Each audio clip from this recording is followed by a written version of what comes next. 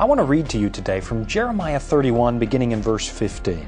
It's a famous prophecy. It says, "Thus says the Lord, a voice was heard in Ramah, lamentation and bitter weeping, Rachel weeping for her children, refusing to be comforted for her children because they are no more. Thus says the Lord, refrain your voice from weeping and your eyes from tears, for your work shall be rewarded, says the Lord, and they shall come back from the land of the enemy. There is hope in your future, says the Lord, that your children shall come back to their own border." This is one of those prophetic passages that seems to have more than one layer of application. In its most immediate context, it speaks about the destruction of Jerusalem by the Babylonian king Nebuchadnezzar. But in another context, it speaks about the horrible suffering that parents feel when they've lost a child.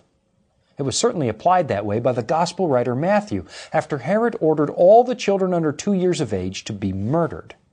There is hope in your end, God says to those parents, that your children will come again to their own border. They may have been snatched away from their families by cruel or unfortunate circumstances, but it's only a temporary thing. God says you can bank on that. On the day of the resurrection, expect to see lots of ecstatic reunions between mothers and their long-lost children. But let's turn this around for a moment and think of it from another perspective. For those who have tragically lost their children, you have little to worry about because Jesus repeatedly identified kids as members of the kingdom of heaven.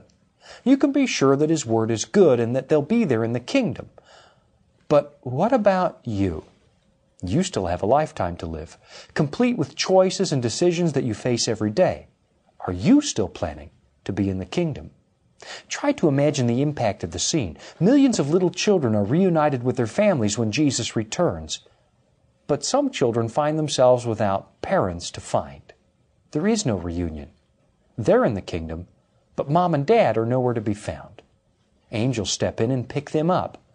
Now, don't worry about that child. The Bible teaches clearly that once we've all been able to go through the record books of heaven, God Himself will wipe away our tears for good. So, those kids will be absolutely fine in the long run.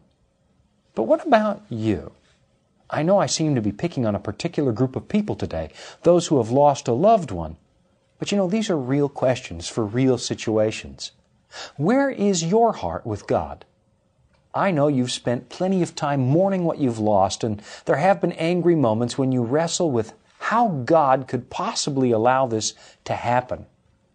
But here in His Word, He's giving you a handwritten guarantee that He's going to sort it all out, and you'll be utterly happy with what He does. The only question is how you're going to respond to that. Whether or not you're there is up to you. God's planning it. Your loved ones are attending. And now the invitation is open to you. What's the rest of your life going to be like? Lived in the darkness of hopelessness and pain? Or in the bright light of hope that God lays before us in the pages of the Bible? I'm guessing as you picture yourself there right now, at the reunion morning, it's not hard to figure out which is the better way to live.